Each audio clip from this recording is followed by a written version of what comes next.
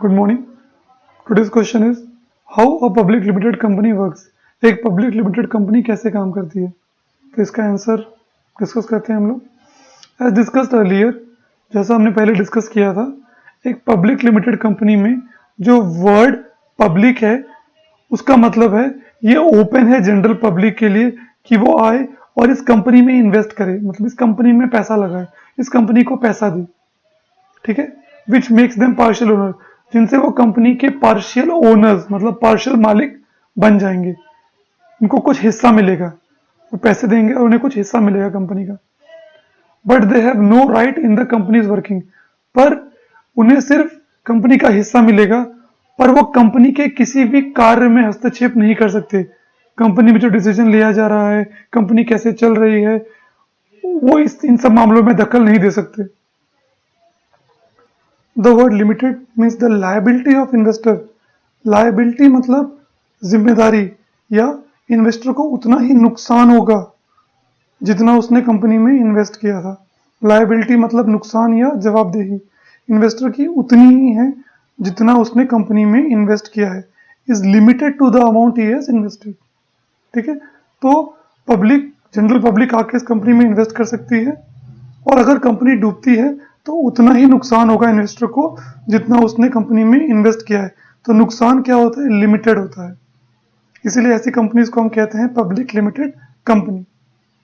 Okay, now to allow general public to invest in the company, आम नागरिकों को इस कंपनी में इन्वेस्ट करने के लिए जो मौका है वो किस तरह दिया जाता है। The capital is divided into many small equal parts, जो भी कैपिटल या जो पैसा चाहिए कंपनी स्टार्ट करने के लिए उसको छोटे छोटे बहुत सारे इक्वल पार्ट्स में डिवाइड कर दिया जाता है। छोटे बहुत सारे इक्वल पार्ट्स में डिवाइड कर दिया जाता है। ईच ऑफ सच पार्ट, और हर एक उस छोटे पार्ट को हम कंपनी का शेयर कहते हैं। And when someone purchase these shares then they become an investor in the company and are called as share holder of the company. और जब कोई इन स्मॉल पार्ट्स को खरीदता है तो वो कंपनी का एक इन्वेस्टर बन जाता है और उसको कंपनी का एक शेयर होल्डर कहते हैं। देखो, उसने कंपनी का शेयर खरीदा और कंपनी को पैसे दिए, तो उसको कंपनी का हिस्सा मिला, कंपनी को पैसे मिले, जिससे वो कंपनी अपना कैपिटल इकट्ठा करेगी और फिर कंपनी को चलाएगी, ठीक है। अब इसे एक एग्जांपल से समझते हैं। Suppose Mahesh want to start a public limited company and the capital required to start the company is 5 lakh rupees. Mahesh को एक पब्लिक लिमिटेड कंपनी स्टार्ट करनी है और जो कैपिटल, जो पैसा चाहिए कंपनी स्टार्ट करने के लिए, वो 5 लाख रुपए है। तो ये एक पब्लिक लिमिटेड कंपनी है, तो हमने डिस्कस किया है कि इस कैपिटल को महेश अब स्मॉल इक्वल पार्ट्स में डिवाइड करेगा। Then he will divide the capital required into small equal parts. तो मान लो let he decide to divide the capital in 1 lakh equal part.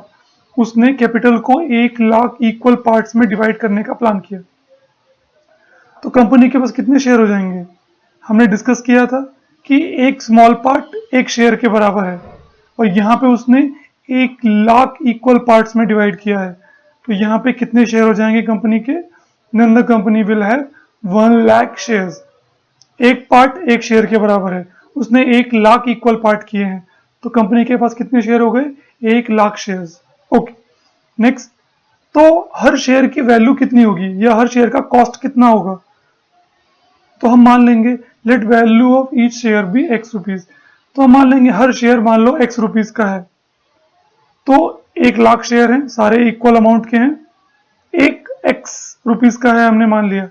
तो अगर मैं सबको x plus x plus x सारे शेयर्स को ऐड कर दूं, कितने शेयर्स हैं, 1 लाख शेयर्स हैं, तो उनको 1 लाख टाइम्स ऐड कर दूं तो फिर से 5 लाख बन जाना चाहिए, क्योंकि इसी को मैंने 1 लाख शेयर में डिवाइड किया है।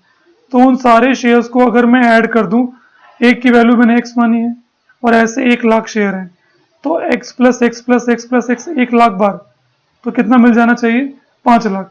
तो ये मेरा इक्वेशन बन गया, ठीक है। तो अब देखो, मुझे x को x plus x plus x plus x 1 lakh बार करना है, तो x plus x plus x plus x 1 lakh times becomes 1 lakh x and this is equal to 5 lakh rupees. अब मुझे यहाँ पे x नहीं पता, x क्या है, वैल्यू ऑफ ईच शेयर, मतलब एक शेयर का दाम कितना है। मुझे x चाहिए, तो मुझे इस 1 लाख को यहां से हटाना पड़ेगा। तो divide both side by 1 lakh. अब देखिए मैं दोनों तरफ 1 लाख से डिवाइड कर दूंगा, तो 1 लाख से 1 लाख कैंसिल, हट गया ये यहाँ से। अब यहाँ पे भी मैंने 5 लाख को 1 लाख से डिवाइड किया, तो ये 5 जीरो से 5 जीरो कट जाएंगे, बचेगा 5। तो अपने स्टेप पे देखेंगे कि x की वैल्यू आ गई 5। तो x है वैल्यू ऑफ ईच शेयर, तो वैल्यू ऑफ ईच शेयर कितना हो गया, 5 रुपए। ठीक है, value of each share becomes 5 rupees. और जो हमने ये इक्वेशन बनाया था, जिसको हमने 1 मान लिया था, इससे हम एक नया फॉर्मूला तैयार कर लेंगे। देखो ये 1 लाख क्या था, नंबर ऑफ शेयर था, तो ये हो जाएगा number of share 1 lakh, number of share. और ये x क्या था, वैल्यू ऑफ ईच शेयर, तो number of share into value of each share. और ये किसके इक्वल था, कैपिटल के। ये किसके इक्वल हो जाएगा, कैपिटल को। तो यहाँ पे एक नया फॉर्मूला मिल जाता है, कैपिटल किसके बराबर होता है, number of shares into value of each share. ठीक है, तो इस फॉर्मूले को आपको याद रखना है, capital is equal to number of share into value of each share. Let us discuss one more example.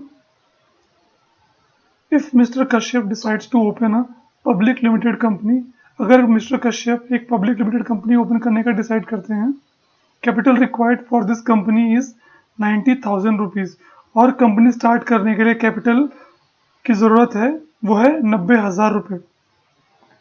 Mister Kashyap decides to divide this capital amount into 3,000 shares, और मिस्टर कश्यप ने डिसाइड किया कि वो इस कैपिटल को 3,000 इक्वल पार्ट्स यानी 3,000 shares में divide करेंगे। फाइंड द वैल्यू और कॉस्ट ऑफ 1 शेयर, तो एक शेयर का दाम कितना होगा वो निकालेंगे। ठीक है, चलिए सॉल्व करते हैं। We will write, we know that, हमें पता है क्या कि कैपिटल इज इक्वल टू, हमने फॉर्मूला पहले डिस्कस किया है, capital is equal to value of each share into total number of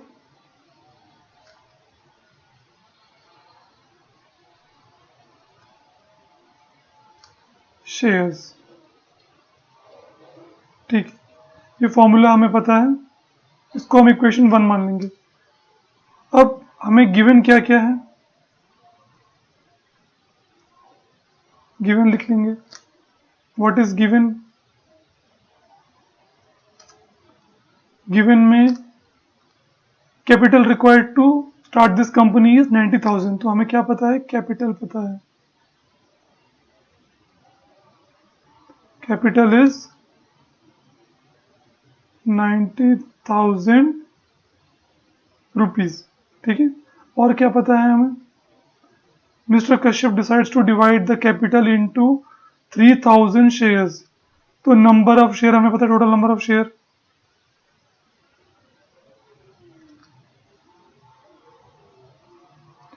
total number of shares is equal to 3,000 rupees. ठीक है, अभी value of each share, value of each share मतलब value of 1 share हमें नहीं पता, तो value यहां पे लिखेंगे, let value of each share be x, हम हर शेयर की वैल्यू को x मान लेंगे। ठीक है, अब इन तीनों की वैल्यू को किसमें पुट करेंगे, 1, therefore equation 1 will become, put करो, कैपिटल कितना है 90, तो कैपिटल की जगह मैंने 90,000 पुट कर दिया, is equal to value of each share मैंने कितना मान लिया, x मान लिया, क्योंकि मुझे नहीं पता, तो मैंने x मान लिया, into total number of shares, कितना टोटल नंबर ऑफ शेयर्स, 3,000 मान लिया। ठीक, बन गया इक्वेशन। अब मुझे x की वैल्यू चाहिए, हर शेयर का दाम कितना है, वैल्यू ऑफ ईच शेयर या वैल्यू ऑफ 1 शेयर। ठीक है, तो x निकालना है, तो मुझे 3,000 यहाँ से हटाना पड़ेगा, तो मैं क्या लिखूंगा, डिवाइड बोथ साइड बाय 3000। अब दोनों जगह 3000 से डिवाइड कर देंगे। 9000 bye 3000 is equal to x into 3000 by 3000. Now we will divide 3000 में 3000 कैंसिल हो गया, यहाँ पे 3 0 से 3 0 कैंसिल हो गया। अब ऊपर 9 नीचे 3, तो we can divide both of them by 3। 3 1 जा 3, 3 3 जा 9। ठीक है, okay. Now we can see value of x is equal to 3। We will write x, okay 1 minute, we will write x is equal to 3। और x क्या था, x is value of each share, तो हम लिखेंगे therefore value of each share is equal to 3 rupees. Problem is solve. इस problem में हमें इतना ही निकालना था कि वैल्यू ऑफ ईच शेयर कितना है। हमें कैपिटल पता था, हमें टोटल नंबर ऑफ शेयर पता था, हमें वैल्यू ऑफ ईच शेयर नहीं पता था। तो ये फॉर्मूला है जिसमें 3 वेरिएबल्स हैं, capital, value of each share, total number of share. इनमें से कोई भी 2 चीजें पता है तो तीसरा आप निकाल सकते हैं इस फॉर्मूले को यूज करके। ठीक है, तो इसी सेम फॉर्मूले पे बेस्ड मैं 2 क्वेश्चन दे रहा हूं, वो ये हैं। अब इन्हें आपको सॉल्व करना है। ठीक है, इस वीडियो को पॉज करके इनको सॉल्व करना है। ठीक है।